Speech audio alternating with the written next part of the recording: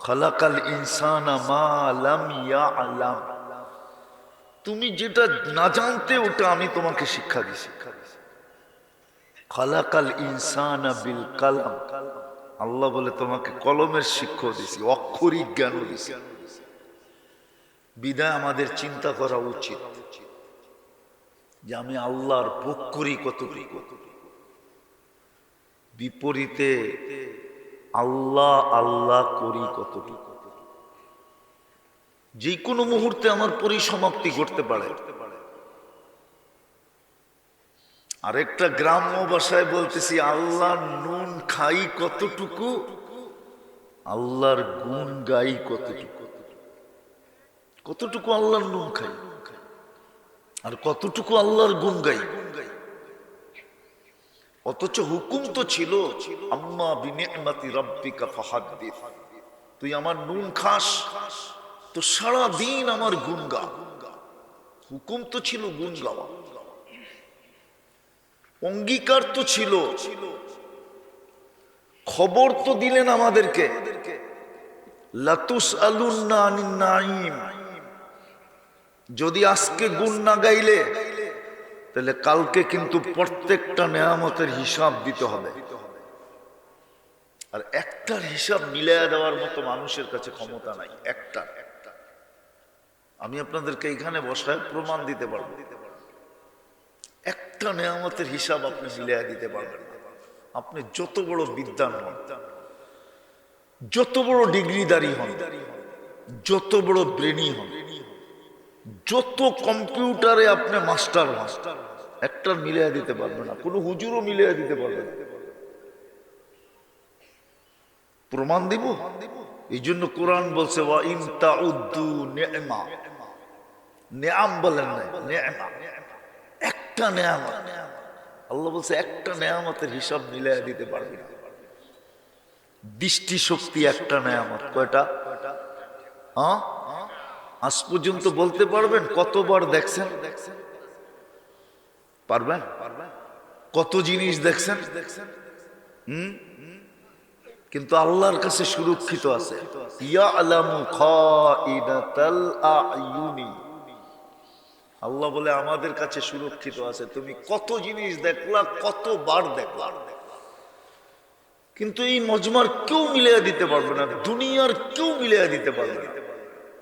যদি দৈরা বসে একটা শুধু দৃষ্টিটা মিলাইয়া দাও যে তুমি কতবার দেখলে, কত জিনিস দেখলে। বলেন আপনি কয়টা ক্যামেরা দিয়া দেখেন? কয়টা চক্ষু? কয়টা কয়টা ক্যামেরা দিয়া দেখেন? বলেন। দুইটা দিয়া? দুই চোখে 26 কোটি ক্যামেরা, 26 কোটি। আপনি যখন তাকান তো সামনে কত জিনিস থাকে আপনি দেখেন। কত গাছের পাতা থাকে, কত গাছ থাকে, কত মানুষ থাকে, কত জিনিস থাকে। এই দুই চোখে ক্যাপাসিটি আছে এক দৃষ্টিতে 26 কোটি দেখতে পারে। এই জন্য আমার কথা শুরুটা ছিল এটা, চিন্তা করা উচিত। আমরা কিন্তু যাত্রী, যাত্রা কিন্তু চলমান। কখন পরিসমাপ্তি ঘটবে জানি না। সমস্ত কিছু কিন্তু গড গিফটেড। দেহটাও আল্লাহর দেওয়া, এর ভিতরের যোগ্যতাটাও আল্লাহর দেওয়া, চতুর্দিকে যা কিছু দিচ্ছেন সব আল্লাহর দেওয়া। যাত্রী কিন্তু আমরা। আজকে যদি চিন্তা না করলাম তাইলে বিবেকের পর্দা খুলবে না। আর বিবেকের পর্দা যদি না খুললো তাইলে সমাধান হবে না। আর সমাধান যদি না হইল তাহলে কালকে কিন্তু আমাকে প্রশ্নের উত্তর দিতে হবে, মিলায়া দিতে হবে। যদিও আমি পারবো না, যদিও আমি পারবো না, পারা সম্ভব না। 50,000 বৎসর পর্যন্ত সময় দেওয়া হবে। কোরআন এটাই বলে, 50 আলফা সানা মিম্মা তাউদ্দুন, তোমাকে একটা হিসাব মিলায় দেওয়ার জন্য 50,000 বছর দেওয়া হবে, কিন্তু সে মিলায় দিতে পারবে না। আর আল্লাহ বলবে যখন পারবে না তখন চলো ওইদিকে। এই জন্য আমার কথা শুরুটা ছিল আমাদের ভাবা উচিত, চিন্তা করা উচিত।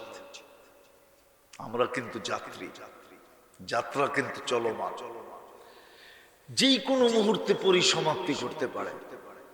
বলবেন আজকে চিন্তা করলে লাভ হবে? আমি দেখাই দিছি এই উম্মতের জন্য চিন্তায় লাভ আছে।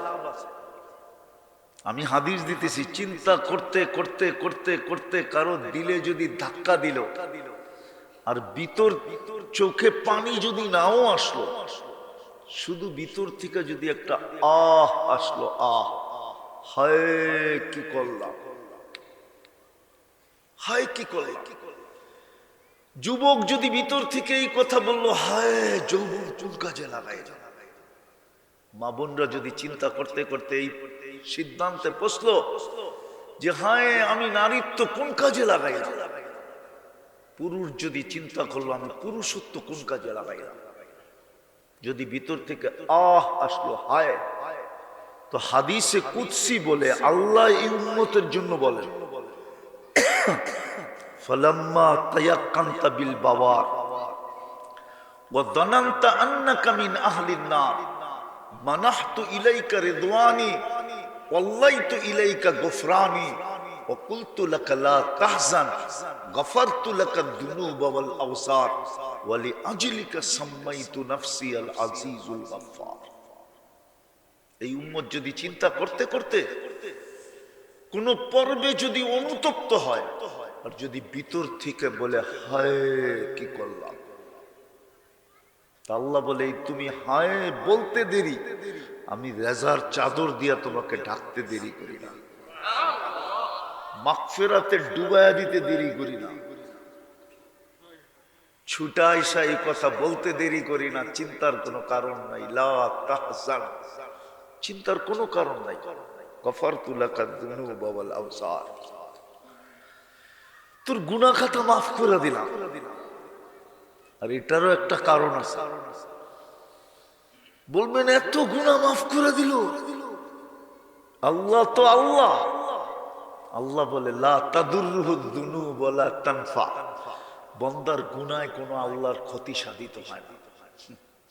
লা তাদুররুহু যুনুব, বান্দার গুনায় আল্লাহর কোনো ক্ষতি সাধিত হয় না। ওয়ালা তানকুসুহুল মাগফিরা, মাফ করে দিলে আল্লাহর কোনো কমে না, বরং আল্লাহর স্বভাবই হইল। নাইলে ওলামারা কোত্থেকে পড়ে? ওলামারা দোয়ার ভিতরে পড়ে, শুনা দেখেন, ইন্নাকা আফুউন কারীম তুহিব্বুল আফওয়া। আল্লাহ বলে দুনিয়াওয়ালারা শাস্তি দিয়া মজা পায়, আমি মাফ করে মজা পাই। দুনিয়াওয়ালারা শাস্তির জন্য তালাশ করে, দেখবেন সিআইডি সারাদিন খুঁজতে থাকে, বিভিন্ন সংস্থা খুঁজতে থাকে আসামি শাস্তি দেওয়ার জন্য। আল্লাহ বলে আমি ডাকতে থাকি মাফ করার জন্য। তোমাদের শাস্তি দেওয়া স্বভাব, আমার মাফ করা স্বভাব। তোমাদের শাস্তি দেওয়া ক্রেডিট, আমার মাফ করা ক্রেডিট। তোমরা শাস্তি দিয়ে মজা পাও, আমি মাফ করে মজা পাই। তোমরা শাস্তি দেওয়া ভালোবাসো, আমি মাফ করা ভালোবাসি। বিদায় আমি কিন্তু শেষ জায়গায় চলে আসছি। যদিও ডাক্তার আমাকে এখনো অনুমতি দেয় নাই। আমি গত 28 তারিখে আমার রাত্রে রিং পড়ানো হয়েছে, এখনো 28 তারিখে 1 মাস হয় নাই। কিন্তু করণীয় কি? মাদ্রাসার দিকে তাকায়, সবাইকে তো মাদ্রাসা বুঝাইতে পারবে না যে এই অবস্থা। এই জন্য আমি কিন্তু কথার শেষ জায়গায় চলে আসছি। আমাদের চিন্তা করা উচিত, যাত্রী হিসাবে চিন্তা করা উচিত। নাইলে কিন্তু দুনিয়ায় যা পাইলাম পাইলাম। কোরআন এটার দিকে ইঙ্গিত দিছে, আর রাদিতুম বিল হায়াতিদ দুনিয়া। দুনিয়ায় পাইলি বা কতটুকু পাইলে? আজকে একটা কথা চিন্তা করেন আপনারা, আমি আপনাদেরকে যুক্তি দিয়ে বুঝাইতে চাইছি। এই দুনিয়াটা, আমাদের যে দুনিয়ার ফুটবলটা আছে না, এটা মাত্র 24,000 মাইল। যেদিক দিয়ে মাপবেন কত কত, যার ভিতরে 67টি ভাগ হলো পানি, 33 ভাগ হলো স্থল। এটা বন্টিত হলো বর্তমানে ভাগ 850 কোটি মানুষের ভিতরে। কত? এবার বাড়িতে যায় যদি অঙ্ক জানেন তাহলে হিসাব করে দেখেন যে আপনার ভাগে কতটুকু পড়লো। আরেকটা হাদিস দিমু একটা।